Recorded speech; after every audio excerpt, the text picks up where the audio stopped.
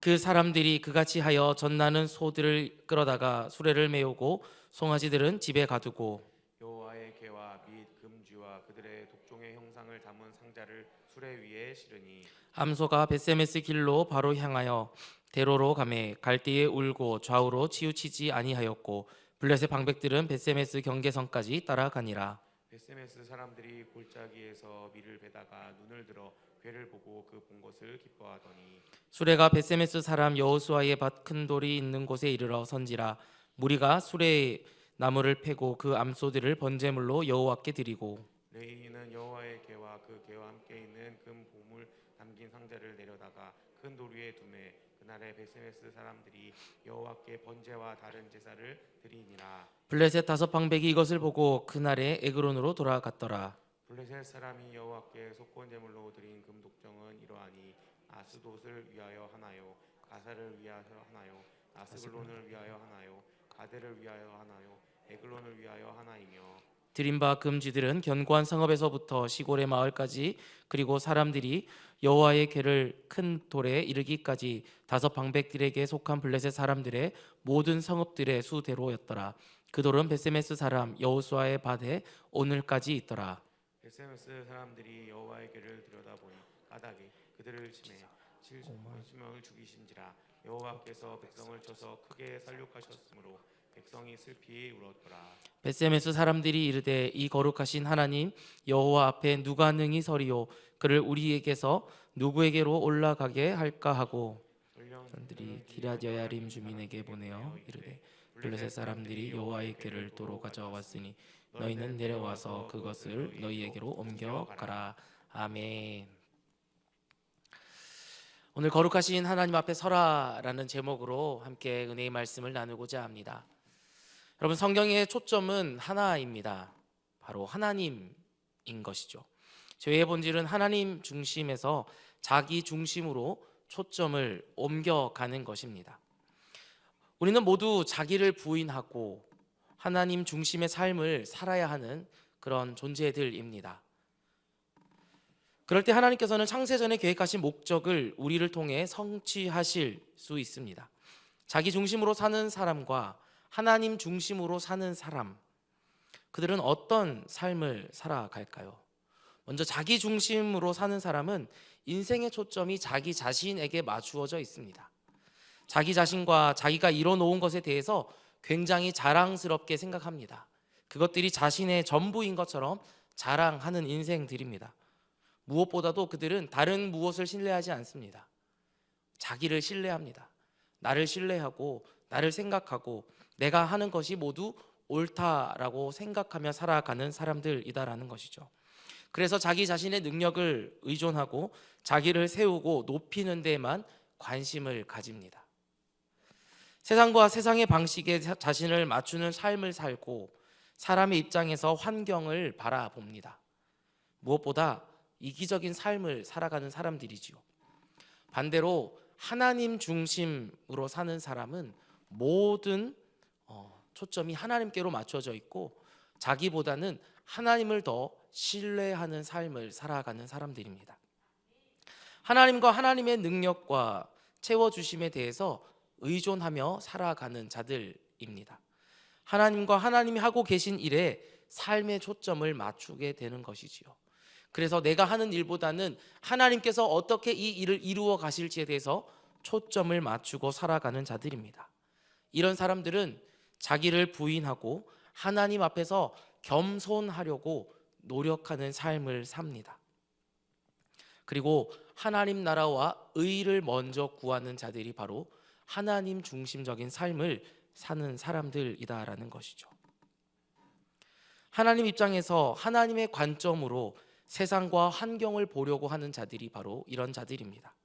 그리고 그들은 거룩한 삶, 정결한 삶, 경건한 삶을 살고자 매일같이 노력하는 자들입니다. 그런데 살아가다 보면 하나님 중심으로 살아간다라고 말하는 우리들도 결국은 자기 중심적인 삶으로 살아갈 수밖에 없다라는 것이죠. 사실 저도 하나님 중심적으로 살아가겠다라고 다짐하며 모든 것을 하나님의 뜻대로 계획하고 하나님의 뜻대로 생각하고 하나님의 뜻대로 행하겠다라고 늘 다짐하지만 돌아보면 그 결정들은 하나님이 하시는 결정보다 내가 원했던 결정들을 할 때가 더 많았고, 그리고 그런 결정들을 했을 때에 돌아보면 대부분의 것들은 성공이 아닌 실패였던 것들이 너무나도 많이 있었습니다. 하나님이 원하시지 않는 것들을 내가 행하였기 때문에 하나님 중심적인 삶이 아닌 자기 중심적인 삶을 살아가기 시작했고, 그러다 보니 하나 둘 실패하거나 아니면 좌절하거나 아니면 다시 유턴해야 되는 일들이 많아졌다라는 것이죠. 마찬가지로 저와 여러분들 그리고 이스라엘 백성들은 이런 자기 중심적인 삶을 살아가는 자들이 아니라 하나님 중심으로 살아가는 자들이어야 합니다. 그런데 그들은 하나님이 중심이 되는 삶을 살지 못했다라는 것이죠. 저도 그렇고 이스라엘 백성들도 마찬가지였습니다. 오히려 주변에 있던 이방 민족들이 오늘 본문의 말씀을 보면 더 하나님 중심적으로 살아가는 모습들을 볼 수 있습니다. 자기 중심의 절정이 바로 여호와의 언약궤에 대한 그들의 태도였다라는 것이죠. 자기 중심적인 시각으로 하나님을 생각했습니다. 그래서 여호와의 언약궤를 전쟁터에 가져갔고 자기가 살아남기 위해 하나님을 가차없이 버리고 언약궤를 버려두고 도망갔다라는 것입니다. 자기 백성들로부터 버림받은 그 하나님, 그 언약궤는 하나님은 스스로 자기의 영광을 드러내셨습니다. 블레셋 다곤 신전에서 그렇게 하셨습니다. 또 독한 종기와 전염병을 블레셋 온 땅에 퍼지게 하셨습니다. 그런 모습들로 하나님은 자신의 영광을 블레셋 땅에 드러내기 시작했습니다. 자기 중심적인 삶을 사는 사람들을 하나님 중심의 삶으로 바꾸어 놓는 계기가 되었다라는 것이죠. 하나님은 영광을 받으시는 분이십니다. 영광을 받는다는 것은 사람들이 자기의 영광을 위해 하는 데서 하나님을 향해 영광을 돌려드리는 삶으로 바뀌게 되었다라는 말입니다. 오늘 말씀은 이스라엘이 아니라 블레셋 사람들의 관점에서 이 사람들이 어떻게 하나님 중심적인 사고를 하고 어떻게 이들이 그런 생각을 하고 있는가를 함께 살펴보고자 합니다. 사실 많은 설교자들은 오늘 본문을 설교할 때에 벳세메스로 가는 소에 대해서 많은 설교들을 하더라고요. 인터넷을 찾아볼 때 사무엘상의 이 6장의 말씀을 가장 잘 설명하는 단어는 바로 벳세메스로 가는 소입니다. 그래서 그런 말씀을 준비해야지라는 마음으로 준비를 하다 보니 하나님께서 다른 말씀을 보여주셨어요. 이방의 민족들이 나를 어떻게 생각하고 나를 향해서 어떠한 모습으로 살아가는지를 보라고 말씀이시죠. 그래서 오늘 그 하나님께서 주셨던 그 은혜들을 함께 나누고자 합니다. 첫 번째로 이들은요, 문제의 원인을 영적으로 해석하는 자들이었습니다. 처음 다곤 신전에서 언약궤로 인해 소동이 일어났을 때에 블레셋의 방백들이 모였습니다. 블레셋의 모든 방백들이 모여서 이스라엘의 신의 궤를, 우리가 말하는 그 언약궤를 어떻게 할 것인지를 의논하기 시작했습니다. 방백들은 가드로 언약궤를 옮기기로 결정을 했습니다. 그런데 가드의 언약궤가 머물자 그 성에 독한 종기가 가득 차게 되었다라는 것이죠. 전혀 이상 없었던 그 동네에 하나님의 언약궤가 그 땅에 들어서는 순간에 그 전염병이 창궐했다라는 것입니다. 그것은 여호와의 손이 심히 큰 환난을 내리신 결과였습니다. 다시 블레셋의 방백들이 모였습니다. 그리고 언약궤를 어떻게 해야 될지를 다시 한번 그들은 의논했습니다. 하나님의 손이 엄중하셔서 블레셋 사람들을 치셨는데 그들의 부르짖음이 하늘에 사무칠 정도였다라고 기록합니다. 이러지도 못하고 저러지도 못하는 그런 상황이 되었습니다. 그렇게 7달을 블레셋 가운데 언약궤가 머물었습니다. 그때서야 블레셋 사람들은 이 문제가 정치적인 문제, 단순히 언약궤를 어떤 지역으로 옮기는 것으로 끝나는 문제가 아니다라는 것을 깨달았습니다. 문제 해결을 선택한 것은 종교 지도자들이었습니다. 그래서 그들을 부르기로 결단했지요. 이 문제는 영적인 문제라는 것을 이들이 인식했다라는 겁니다. 다시 말하면 이것을 단순히 어느 지역으로 옮기는 것으로 끝난 문제가 아니라 영적인 것, 그들이 말하는 그런 신적인 것과 관련되어 있는 것이 틀림없다라고 이들은 생각했습니다. 제사장과 복술자들을 불러서 언약궤를 어떻게 하는 것이 가장 좋을지를, 그리고 어떻게 그 있었던 곳으로 돌려보내야 할지를 그들은 물었습니다. 사무엘상 6장 3절을 보면 이렇게 기록합니다. 한번 같이 읽어보겠습니다. 시작. 그들이 이르되 이스라엘 신의 궤를 보내려거든 거저 보내지 말고 그에게 속건제를 드려야 할지니라. 그리하면 병도 낫고 그의 손을 너희에게서 옮기지 아니하는 이유도 알리라 하니. 아멘.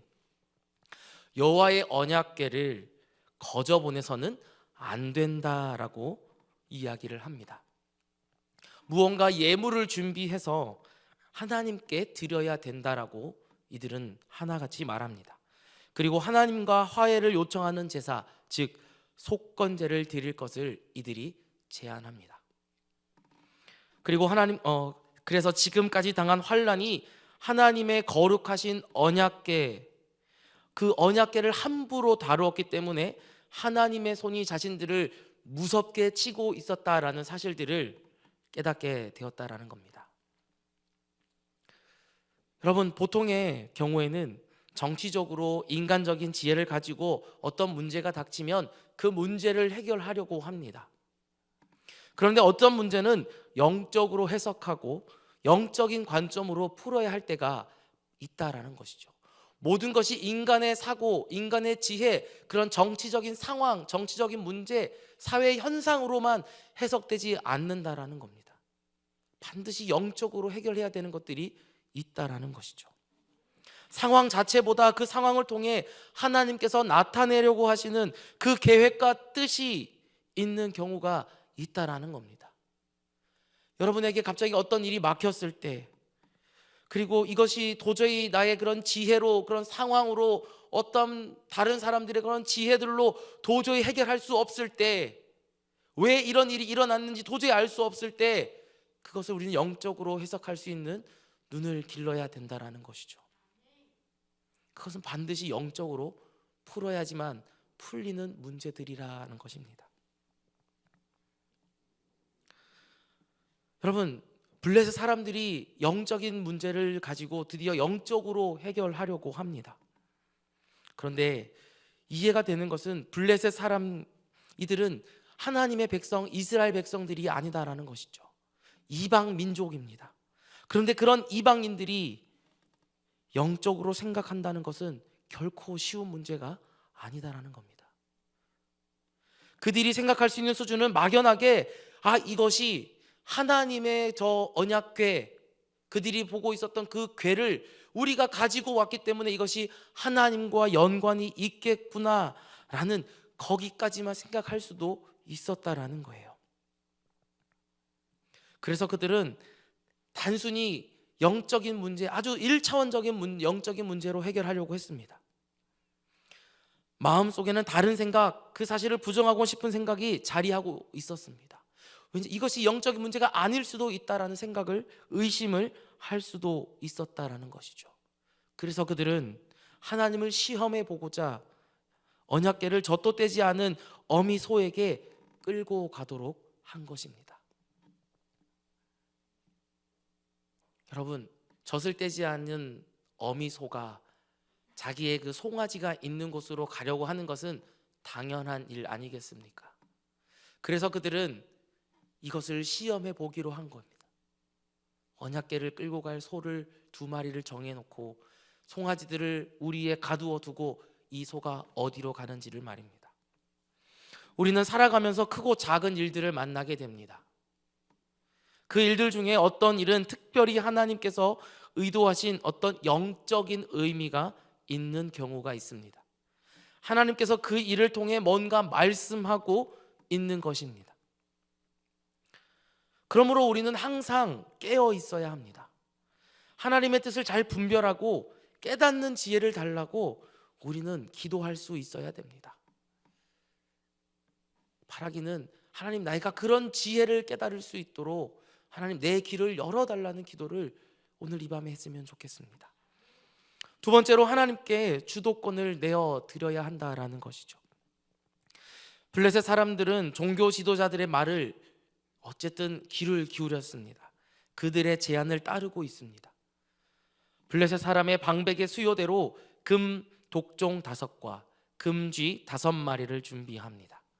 하나님께서 내리신 재앙의 그런 모습으로 독한 종개 형상을 만들었고, 땅을 해롭게 하는 쥐의 형상을 만들어서 하나님께 예물로 드렸습니다.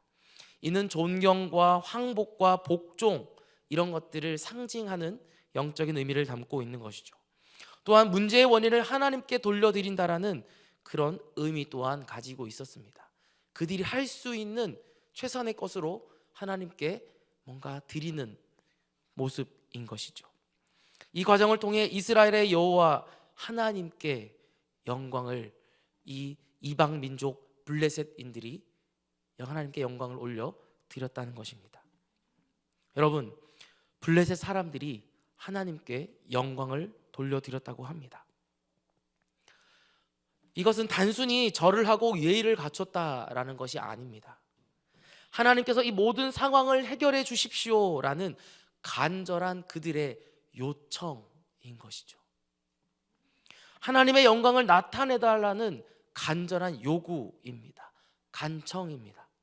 하나님께 지금까지 일어난 모든 일에 대해서, 그리고 앞으로 일어날 모든 일에 대한 주권을 내가 가지는 것이 아니라 하나님께 맡겨 드린다라는 고백이 담겨 있는 겁니다. 블레셋의 종교 지도자들은 출애굽 때의 사건을 떠올립니다. 출애굽할 때 이스라엘 사람들이 애굽의 사람들로부터 금은 보화를 선물로 받은 것을 그들은 생각할 것입니다. 출애굽할 때처럼 지금 블레셋은 온 나라가 여호와 하나님께 무조건적인 항복을 하고 있는 것이죠. 완전히 두 손 두 발을 다 든 상태입니다. 종교 지도자들은 애굽의 바로 왕이 마음을 강팍하게 함으로 감당할 수 없는 재앙을 그들에게 내렸다, 그들에게 임하게 해서 그것들을 경험했던 것들을 기억하라고 말합니다. 마음을 완악하게 하지 말고 더 큰 피해를 입기 전에 돌려보내야 된다라고 힘주어서 말하고 있습니다. 블레셋 사람들은 이런 종교 지도자들의 말에 순종합니다. 앞서도 말씀드렸지만 블레셋 사람들은 새끼를 낳은 지 얼마 되지 않은, 젖을 떼지 않은 암소를 가지고 수레에 메우고 그 새끼들을 우리로 돌려보내고 가두어 놓았습니다. 하나님을 시험했다라는 것이죠. 그리고 그 결과는 이 소들이 울고는 있었지만 좌로나 우로나 치우치지 않고 벳세메스로 곧장 걸어갔다라는 겁니다. 블레셋의 왕들은 소들의 뒤를 따라서 벳세메스의 경계선까지 따라갔습니다. 블레셋은 자신들의 신 다곤이 마차를 어느 곳으로도 끌지 못하는 것처럼 여호와 하나님도 그럴 것이다라는 막연한 생각을 가지고 있었을지도 모릅니다. 그래서 하나님을 시험했을지도 모릅니다. 그러나 그들은 이 소가 벳세메스로 곧장 가는 그 모습을 바라보며 자신들이 했던 그 생각, 이 모든 것들이 하나님으로 인하여 일어난 일이었음을 다시 한 번 더 깨닫게 되었습니다. 이 모든 재앙의 원인, 지금까지 있었던 이 모든 일들의 원인이 바로 하나님이었다는 사실을 이들은 다시 한 번 더 생각할 수 있었습니다. 하나님의 주권과 주도권에 대해 의심하는 블레셋 사람들에게 누가 이 모든 상황에 주도권을 가지고 있는지를 하나님이 보여주신 겁니다. 그렇습니다. 하나님은 언제나 주도권을 놓지 않으십니다. 하나님은 어떤 사람에게 오시면 하나님은 그에게 스스로 나타내시며 말씀하십니다. 하나님께로 삶을 맞추고 하나님께 주도권을 양도하라라고 말씀하십니다. 하나님께 주도권을 양도하지 않고 우리는 살아갈 수 없습니다. 아니, 정확하게 말하면 살아갈 수는 있습니다. 그런데 그렇게 살아가면 결국은 하나님이 원하시는 삶의 모습이 아닌 내가 원하는 삶의 모습으로, 아니 더 정확하게 말하면 나를 하나님과 멀어지게 만들었던 그 사단이 원했던 모습으로 살아가게 된다라는 것이죠. 다시 말하면 순종의 삶이 아니라 불순종의 삶으로 살아가게 된다라는 겁니다. 여러분, 불순종의 삶은 재앙입니다. 하나님, 나에게서 떠나가 주십시오 라고 외칠 수밖에 없는 삶이 바로 불순종의 삶입니다. 하나님은 절대 주권자이십니다. 하나님이 주도권을 잡고 계셔야 모든 것이 순조롭게 해결되어집니다. 하나님은 항상 하시고자 하는 일에 주도권을 잡으십니다. 인생 항해에 있어서 그 키를 절대적으로 우리는 하나님께 내어드려야 된다라는 것이죠. 내가 그 키를 잡는 순간 내 바로 앞에 있는 암초도 보지 못하고 우리는 좌초하게 됩니다. 그러므로 우리가 해야 할 것은 하나님의 주도권을 인정하고 하나님이 운전하시는 대로 따라가는 그런 삶을 사는 것입니다. 오늘 우리 중에는 블레셋 사람들처럼 하나님께 온전히 순종하지 못한 채 하나님의 주도권을 의심하며 살아가고 있는 사람들도 있습니다. 혹 그런 모습이 나의 모습이다라고 생각되어진다면 하나님이 어떻게 다시 한 번 더 나를 이끌어 가시는지, 어떻게 하나님께서 일하시는지 하나님께 그것을 맡겨보시기를 바랍니다. 과연 지금 나에게 일어나는 이 모든 일들이 우연인지 아니면 하나님 뜻 안에서 일어나고 있는 일들인지 다시 한 번 더 생각하는 우리의 삶이 되었으면 좋겠습니다. 이렇게까지 했는데도 혹 의심되는 사람이 있으시다면 기드온이 그랬던 것처럼, 모세가 확신하지 못한 채 주저하며 하나님을 시험했던 것처럼 그렇게 하나님, 나에게도 하나님의 영광을 보여달라고 하나님 앞에 기도하며 하나님의 그런 영광을 보여달라는 그런 때를 써보는 저와 여러분이 되었으면 좋겠습니다. 하나님은 반드시 우리 가운데서 일하고 계십니다. 우리의 모든 삶의 주권을 쥐고 계신다는 것을 반드시 하나님은 증명해 주실 것입니다.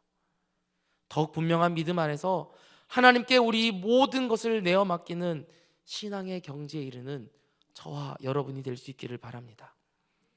세 번째로는 거룩하신 하나님 앞에 서야 됩니다.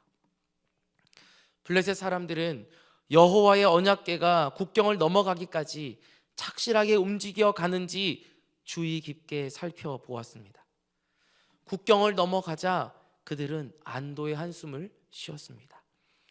갑작스런 언약궤가 이스라엘로 돌아오자 베스메스의 사람들은 기뻐했습니다. 수레를 끌었던 두 마리의 소를, 그리고 그 수레를 땔감으로 번제와 다른 제사를 하나님 앞에 올려드렸습니다. 블레셋 방백들은 그때서야 그 모습을 보고 자기의 땅으로 돌아갔습니다. 한때는 패배당하여 권능을 빼앗긴 것처럼 여겨졌던 그 하나님의 승리의 상징인 그 언약궤가 다시 하나님께서 그 승리 가운데 되돌아오신 것입니다. 이사야 40장 4절과 5절의 말씀을 보면 이렇게 기록합니다. 골짜기마다 도두어지며 산마다 언덕마다 낮아지며 고르지 아니한 곳이 평탄하게 되며 험한 곳이 평지가 될 것이요 여호와의 영광이 나타나고 모든 육체가 그것을 함께 보리라.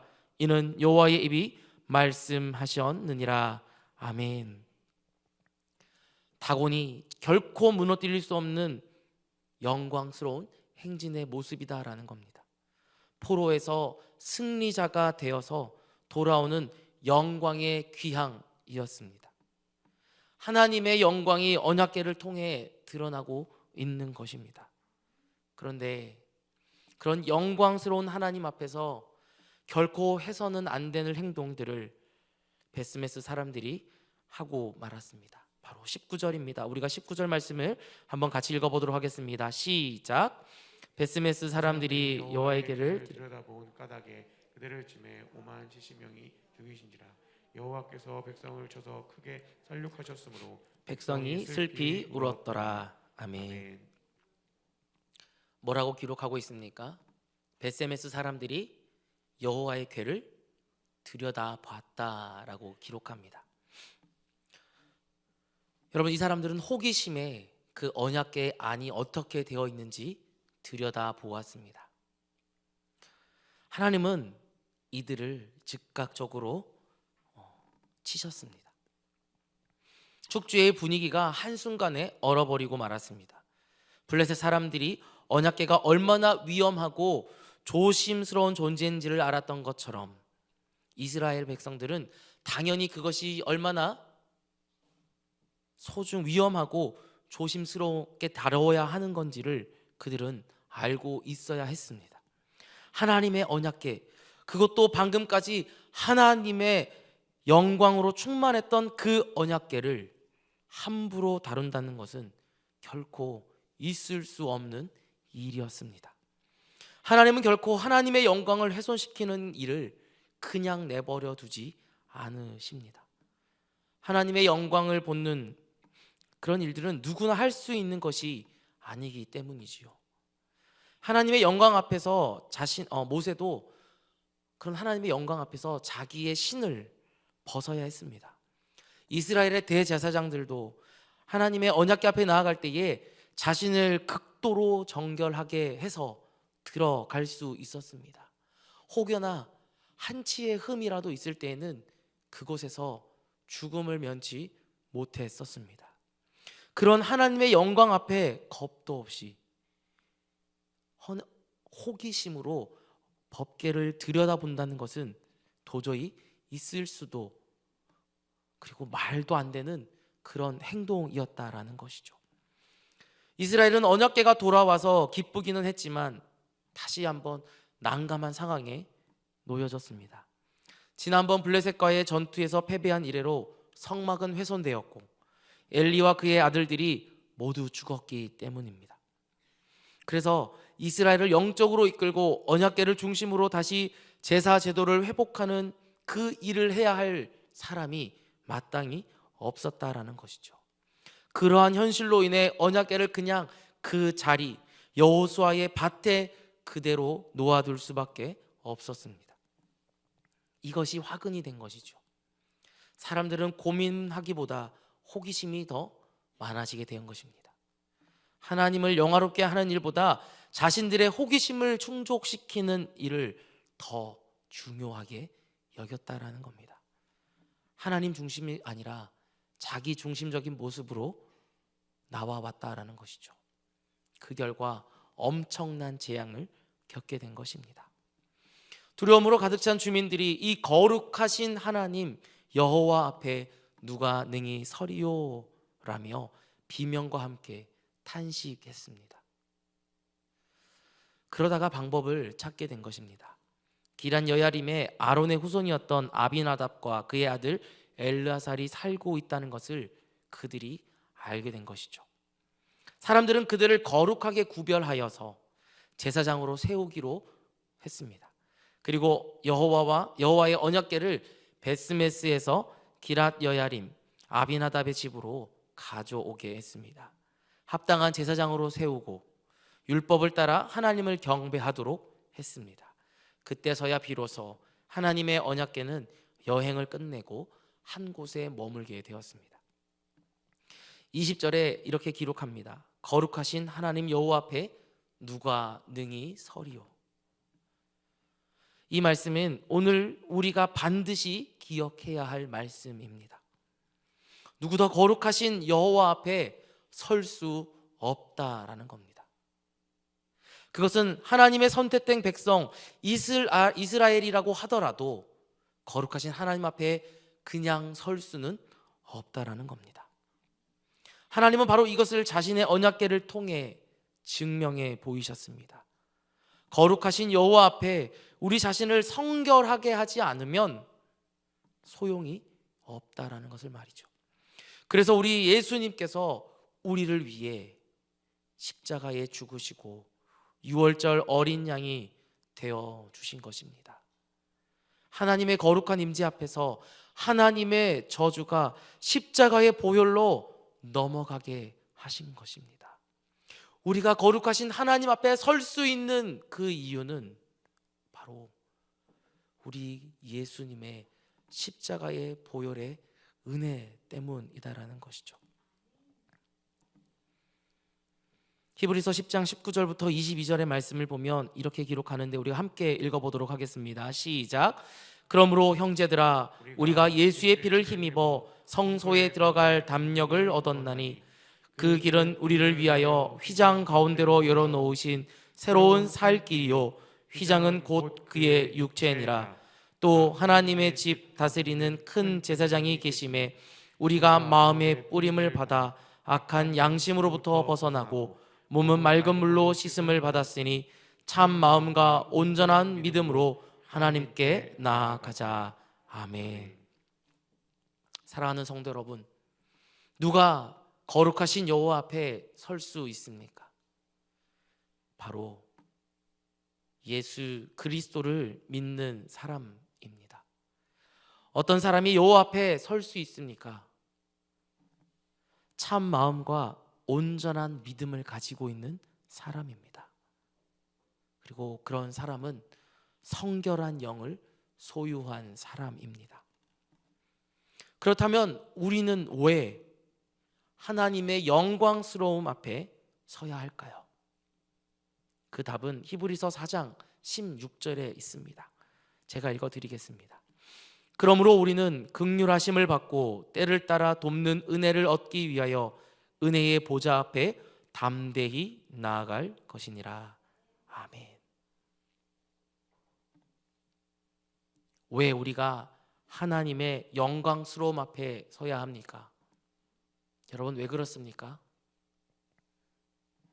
그것은 바로 영광스러운 하나님은 우리를 긍휼히 여기셔서 때를 따라 돕는 은혜를 베푸시는 분이시기 때문입니다.